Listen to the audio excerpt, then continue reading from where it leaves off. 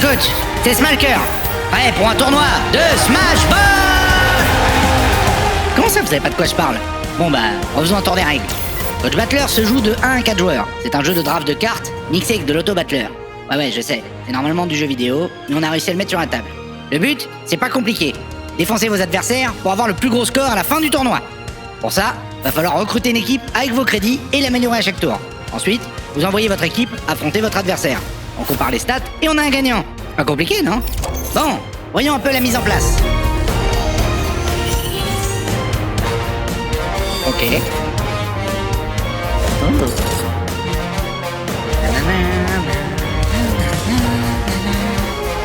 Oui. Bon, on a peut-être temps de passer à la suite. C'est fini, oui. Oh. Bon, voyons les phases de jeu. D'abord, la phase équipe. Tout le monde choisit un deck de coach en pioche de cartes et prend 5 crédits généreusement offerts par les sponsors. Ils sont merveilleux. Chacun son tour, vous piochez 5 cartes Smashers. Il y a un tas de stats dessus qu'on va comparer pendant les matchs. Les jaunes, c'est les crédits. Les bleus, c'est la mobilité. Les rouges, c'est l'attaque. Les vertes, c'est la défense. Et les oranges, c'est la balle. Le coût de chaque carte est inscrit en haut à droite. Là, juste là. C'est ce qu'il faudra payer en crédit si vous voulez recruter le Smasher. Il y a plusieurs façons de faire le bon choix. Regardez vos cartes coach. Elles permettent de profiter d'un super bonus durant les matchs. Mais que si vous êtes capable d'envoyer sur le terrain des Smashers du bon rôle et bien positionnés. 2 Smashers bien placés sur votre plateau, c'est la réussite 2. 3 Smashers bien placés sur votre plateau, c'est jackpot. C'est la réussite 3. Vous pouvez donc faire votre recrutement en fonction de ça. Visez les bonnes couleurs. Oh mais attendez, j'ai oublié le plus important. Les légendes. Parmi les Smashers, il y en a des spéciaux. C'est les meilleurs des meilleurs. Vous pouvez les recruter au coin indiqué comme n'importe quel autre Smasher. Mais la légende, ça a un prix. Une fois une légende recrutée, il vous faudra la laisser bien en vue sur le côté du plateau. Quel sacrilège. Pour l'activer, il faudra renvoyer de l'équipe 2 Smashers inconnus du même type que vous avez déjà recrutés et annoncer à tout le monde que votre légende est prête au combat. Regardez-moi ces grosses stats. Les légendes, c'est le top du top. Mais revenons un peu en arrière. Vous avez vos 5 cartes en main, mais vous ne trouvez pas le Smasher que vous auriez aimé.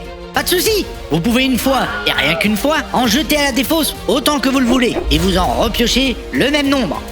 Quand tous les coachs sont piochés 2 fois, posez les cartes que vous comptez recruter devant vous. Jetez ensuite celles que vous ne recrutez pas à la défausse. Puis dépensez les crédits exigés. Récupérez les Smashers payés dans votre main. Ils font maintenant partie de l'équipe. Et n'oubliez pas, les légendes recrutées mais non activées vont sur le côté. Voyez ça comme une façon de narguer les autres coachs. Bon, l'équipe est prête. Mais s'il vous reste des crédits, vous avez encore 2 options avant de passer à la phase suivante. Contre un crédit, piochez 2 équipements. Gardez celui que vous voulez et jetez l'autre. Ces équipements ne s'utilisent qu'une seule fois pendant un match et permettent de booster une stat en particulier de votre équipe. On verra ça pendant la phase de match. Contre 2 puis 4 crédits, vous pouvez débloquer des emplacements sur votre plateau équipe. Ça vous permet d'envoyer au combat plus de Smashers. C'est génial! C'est la fin pour cette phase. C'était la plus compliquée. Donc maintenant, ça va aller tout seul. C'est parti pour la phase stade. On tire la carte du match. Qui joue contre qui et dans quel stade ça va se passer. Une fois la carte connue de tous, on lance un regard méchant à son futur adversaire et on dévoile le stade indiqué. Les stats que vous voyez sur la carte stade, ce sont des bonus que vous ajoutez à votre équipe pour le match. Mais pour les gagner, il va falloir être plus mobile que votre adversaire. On voit ça juste après. La phase tactique vous permet d'ajuster votre stratégie en fonction de l'adversaire et du stade. Faites attention aux combinaisons de stats sur les côtés. Et rappelez-vous de vos cartes coach. Les réussites, c'est balèze. Et même si vous n'avez aucune réussite possible, vous devez quand même utiliser une carte coach et la jeter en affrontant le déshonneur accessoirement. Placez vos Smashers face cachée sur les emplacements libres du plateau. Prêts pour vos duels? Alors place au match! Retournez vos cartes et affrontez votre destin. Pour commencer, les coachs annoncent s'ils ont une réussite tactique sur le terrain. Il y a certaines cartes qui peuvent avoir un effet qui s'applique à ce moment-là. Donc appliquez les effets si c'est possible. Sinon, on continue. On suit un ordre bien précis pour compter les stats de l'équipe. D'abord, les crédits. Comptez ce que vous avez sur vos cartes et sur le plateau.